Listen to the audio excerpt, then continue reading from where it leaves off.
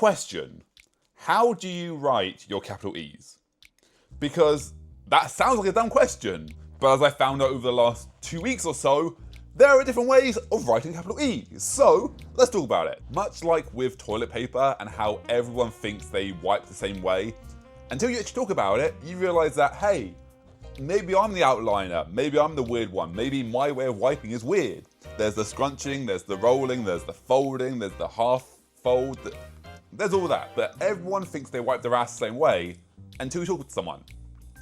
I thought it was the same with the letter E. Most letters are kind of universal. Maybe not actually, that's another question. There's a future video. But I was sharing with my mate the other day, and he wrote this capital E. I looked and went, oh, that's how you write your capital E's, is it? He went, yeah, that's how everyone writes them. And I was like, no, I write mine slightly different. It's like, oh, how do you write it? So I showed him, and he was like, that's weird to me. And I'm like, yeah, well, your way of writing is weird to me. And, that's interesting. Weird little conversation, but I was like, how many times, or how many different ways are there to write the letter E? And I couldn't stop thinking about this. I saw some of my more mates. I was like, how do you write your E's? They showed me either my method or my mate's method. I was like, okay, cool, like that. Then I saw my other mate. I was like, how do you write your capital E's? And he showed me a different way of writing. I was like, okay, that's interesting. That is a way of writing a capital E, but, okay, so there's 3 different ways to write the capital E. That's fine. So at work the other day, I just see my co-worker's folder of his writing on. I'm like, that looks like a different way of writing an E again. So how do you write your E's? First I'm going to show you how I write my E's. I do the L method, I call it. It's an L followed by 2 lines. Makes sense, right? Like, I'm not saying the others are wrong, but I think this is like the most clean, fluid way of doing it. Then there's my mate. He does what I call the C method, which is 1, 2, except not that ugly, it's normally a lot better. It's just, my handwriting is terrible and I don't do this method. But he does like a C and then and then a line. Okay, that makes sense. Then my other mate does what I call the line method, which is 1, 2, 3, 4. Just 4 lines. Cool, so there's 3 ways of writing an E, right?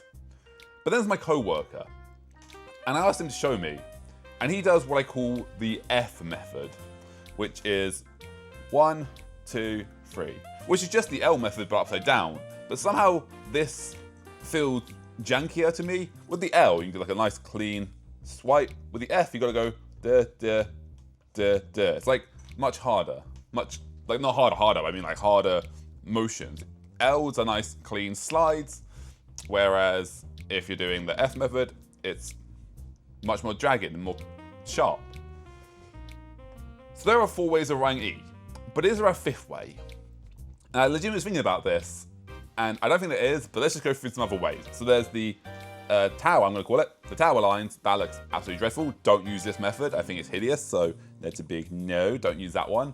There's, I guess there's the all-in-one. That looks hideous, so don't use that one. There's the fancy style. That looks pretty, but if all your other letters are just normal and you got this one here, suddenly that's not so pretty. It's like, la la, why is that E like that? La la la la la. So that's, yeah, let's ignore that one. You can use that one, but just not in everyday writing.